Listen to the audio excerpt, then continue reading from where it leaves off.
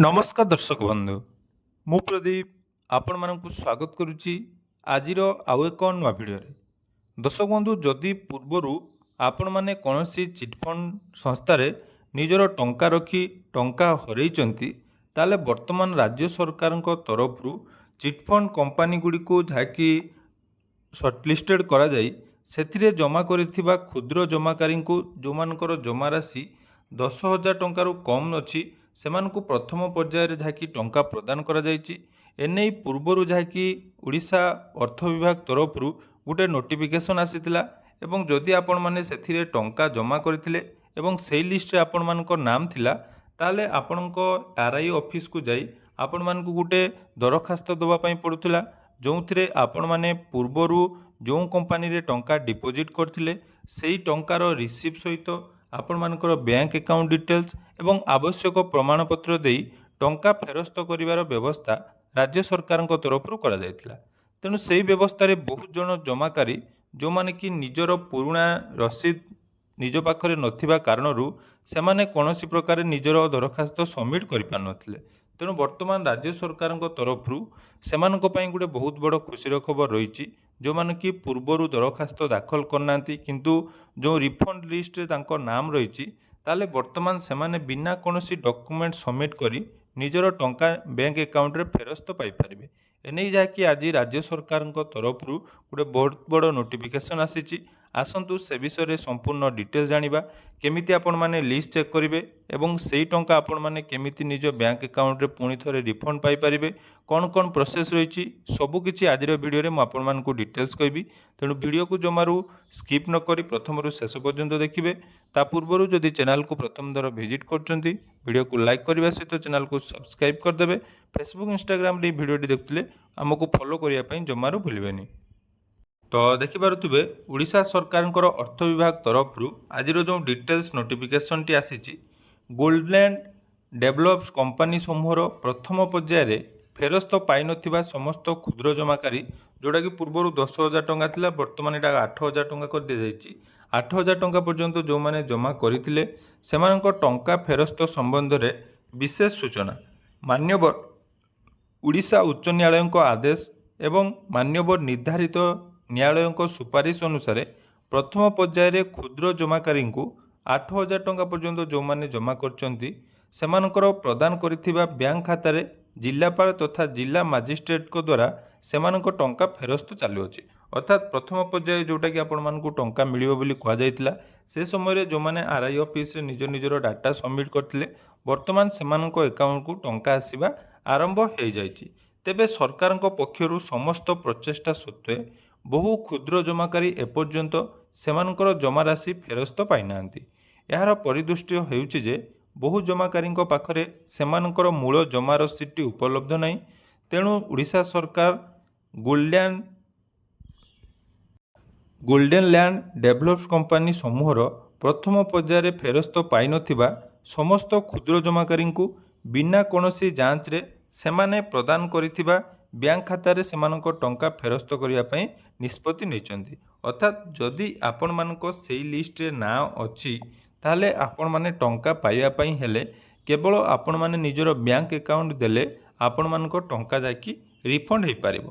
तेणु फेरस्त पाई नथिबा मोट 1,09,11 जन क्षुद्र जमाकारी तालिका ओडिशा सरकार ओपीआईडी पोर्टाल जोटा कि रही www.opid.odisha.gov.in एवं संपृक्त जिलापाल तथा जिला मजिस्ट्रेट तहसीलदार एवं राजस्व निरीक्षकों कार्यालय रे नोटिस बोर्ड रे उपलब्ध अछि। अर्थात जदि आपण मानकर नाम से लिस्ट रे अछि कि नहीं आपण माने चेक करनांती ताले ओडिशा सरकार ओपीआईडी पोर्टाल जोटा कि रही से पोर्टाल ले जाई आपण माने निजर लिस्ट चेक करि परिबे बा आपण मानकर कलेक्टर बा मजिस्ट्रेट तहसीलदार आरआई ऑफिस रो कार्यालय को जाई नोटिस बोर्ड रे मध्य आपण मानकर नाम आपण माने चेक करिवे।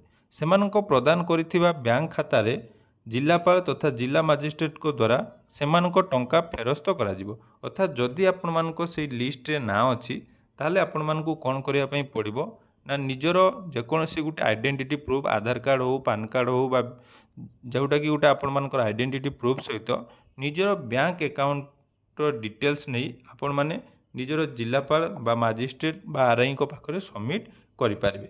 ତେଣୁ ସବମିଟ୍ କଲା ପରେ ଆପଣମାନଙ୍କ ଆକାଉଣ୍ଟକୁ ସେ ଟଙ୍କା ଆସିବ ଏବଂ ଅର୍ଥ ଫେରସ୍ତ ସମ୍ବନ୍ଧୀୟ ସୂଚନା ସେମାନଙ୍କ ପଞ୍ଜୀକୃତ ମୋବାଇଲ ନମ୍ବରକୁ SMS ମାଧ୍ୟମରେ ପଠାଯିବ। ଏଇଟା ଯାହାକି ଅର୍ଥ ବିଭାଗ ଓଡ଼ିଶା ସରକାରଙ୍କ ତରଫରୁ ଯାହାକି ନୋଟିଫିକେସନ୍ ଆସିଛି। ଏବେ ଆସନ୍ତୁ ଆପଣମାନେ କେମିତି ଲିଷ୍ଟ ଚେକ୍ କରିବେ ସେ ବିଷୟରେ ମୁଁ ଆପଣମାନଙ୍କୁ ଡିଟେଲ୍ସ କହୁଛି। ତ ସର୍ବପ୍ରଥମେ ଓଡ଼ିଶା ସରକାରଙ୍କର OPID odisha.gov.in ଯେଉଁ ଅଫିସିଆଲ ୱେବସାଇଟ୍ ଅଛି ସେ ଅଫିସିଆଲ ୱେବସାଇଟ୍କୁ ଆପଣମାନେ ଆସିବେ। ଅଫିସିଆଲ ୱେବସାଇଟ୍କୁ ଆସିଲା ପରେ ଦେଖନ୍ତୁ 25/7/2026 ସୁଦ୍ଧା ବର୍ତ୍ତମାନ ଯେଉଁ 1,09,11 ଜଣ ହିତାଧିକାରୀଙ୍କୁ ଏହି ଟଙ୍କା ମିଳିବାର ବ୍ୟବସ୍ଥା କରାଯାଉଛି ତାର ଦେଖନ୍ତୁ ଡିଟେଲ୍ସ PDF ଆପଣମାନଙ୍କୁ ଏଠି ମିଳିଯିବ। ତେଣୁ ଏଟା ହେଉଛି ଆମର ନୂଆ ଯାହାକି ଅପଡେଟ୍ ଆସିଛି। ତେଣୁ ଆପଣମାନେ କ'ଣ କରିବେ ନା ଯେଉଁ ଦୁଇଟି କମ୍ପାନୀ ଆପଣମାନଙ୍କର MS ଗୋଲ୍ଡେନ୍ ଲ୍ୟାଣ୍ଡ ଡେଭଲପ୍ସ ଲିମିଟେଡ୍ ଏବଂ MS GLP ଡେଭଲପ ଲିମିଟେଡ୍ ଏହି ବ୍ୟାଙ୍କ ଗୁଡ଼ିକୁ ବର୍ତ୍ତମାନ ଯେଉଁ ଟଙ୍କା ପାଇବା ପାଇଁ ଅନୁମୋଦନ ମିଳିଛି ତାର ଦେଖନ୍ତୁ ଏଠି PDF ଆପଣମାନଙ୍କର ଡାଉନଲୋଡ଼ ହେଇଯିବ। ତେଣୁ ଡାଉନଲୋଡ଼ ଅପସନ୍ରେ ଆପଣମାନେ କ୍ଲିକ୍ କରିବେ। କ୍ଲିକ୍ କଲା ପରେ ଦେଖନ୍ତୁ ଏଠି ଆପଣମାନଙ୍କର ଯେଉଁଟାକି ଡାଉନଲୋଡ଼ ବର୍ତ୍ତମାନ ହେଇଯିବ। ତ ଡାଉନଲୋଡ଼ ହେଇସାରିଲା ପରେ ସେଟାକୁ ଆପଣମାନେ ଓପନ୍ କରିବେ। ଦେଖନ୍ତୁ ଓପନ୍ କଲା ପରେ ଏଠି ଆସିଯାଉଛି ପୁରା details GLP approve without CMR verification save, ଅର୍ଥାৎ ଏଠି ଆପଣମାନଙ୍କର ଆପ୍ଲିକେସନ୍ ID, ଡିପୋଜିଟର ନେମ୍, ତାଙ୍କର ଆପଣମାନଙ୍କର ଡିଷ୍ଟ୍ରିକ୍ଟ, ତହସିଲ, RI ସବୁକିଛି ଡିଟେଲ୍ସ ଏଠି ଆପଣମାନେ ଦେଖିପାରୁଥିବେ। ଏଠି ଆଉ କ'ଣ କ'ଣ ରହିଛି ଦେଖନ୍ତୁ ତାଙ୍କର ଏଠି ରହିଛି ସଜେଷ୍ଟେଡ୍ ଏମାଉଣ୍ଟ, ଅର୍ଥାତ୍ ତାଙ୍କୁ କେତେ ଟଙ୍କା ମିଳିବା ପାଇଁ ଯାଉଛି ଯେଉଁଟାକି 8,000 ଟଙ୍କାରୁ କମ୍ ରହିଛି। ତେଣୁ ଏଠି ଦେଖନ୍ତୁ ତାଙ୍କର କେତେ ଟଙ୍କା ମିଳିବ, ତାଙ୍କର ଷ୍ଟାଟସ୍ କ'ଣ ଅଛି ଏପ୍ରୁଭ୍ ଫର୍ ବ୍ୟାଙ୍କ, ଏଇଭଳି ପୁରା ଲିଷ୍ଟ ଆପଣମାନେ ଚେକ୍ କରିପାରିବେ। ତେଣୁ ଟୋଟାଲ ଲିଷ୍ଟ ଏଠି ଆପଣମାନଙ୍କୁ ଏହି ପୋର୍ଟାଲରେ ମିଳିଯିବ। ତେଣୁ ଯେଉଁମାନଙ୍କର ନାଁ ଏଠି ଆପଣମାନେ ସର୍ଚ୍ଚ କରିବା ପାଇଁ ଚାହୁଁଛନ୍ତି ସର୍ଚ୍ଚ ଅପସନ୍ରେ କ୍ଲିକ୍ କରି ଆପଣମାନଙ୍କର ନିଜର ନାଁ ମଧ୍ୟ ଚେକ୍ କରିପାରିବେ।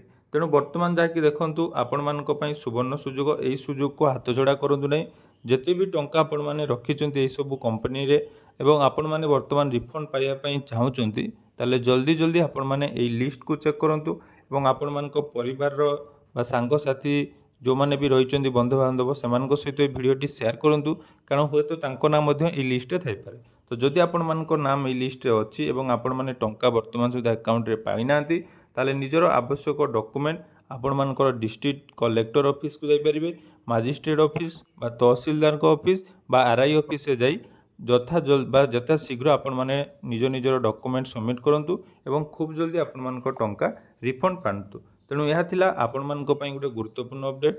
ଆଶା କରୁଛି ଭିଡ଼ିଓଟି ଆପଣମାନଙ୍କୁ ନିହାତି ଇନଫର୍ମେଟିଭ୍ ଲାଗିଥିବ। ତ ଯଦି ଭିଡ଼ିଓଟି ଭଲ ଲାଗିଛି ଚ୍ୟାନେଲକୁ ସବସ୍କ୍ରାଇବ୍ କରିବେ, ଫେସବୁକ୍ ବା ଇନଷ୍ଟାଗ୍ରାମରେ ଦେଖୁଥିଲେ ଫଲୋ କରିବା ପାଇଁ ଜମାରୁ ଭୁଲିବେନି। ଧନ୍ୟବାଦ।